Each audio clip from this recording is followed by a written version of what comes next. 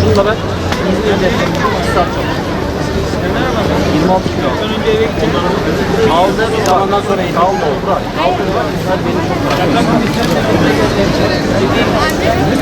Deprem anı Çiçek Kapan son tatbikatı yapılmaktadır.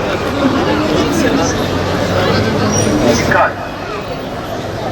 AFAD tatbikat düzenlendirilmiştir. Şu anda tüm ülkede deprem anı Çiçek Kapan çalışın. Eğer bina içerisindeyseniz kolonların kenarına geçerek hayatta kalmaya çalışın.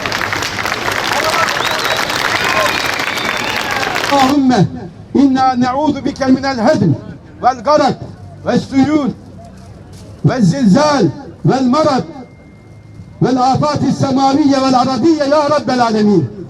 Ya ilahel alemin. 12 Kasım 1999 deprem Düzce depremin en merhametlisi sensin Allah'ım. Güzel ülkemizi, cennet vatanımızı ve tüm İslam coğrafyasını her türlü bela ve musibetlerden, depremlerden, yangından, sel felaketlerinden muhafaza eyle ya Rab. Edenleri rahmetle alıyoruz. Rahmetine gark eyle ya Rab. Bizleri akla hayale gelmeyecek her türlü semavi ve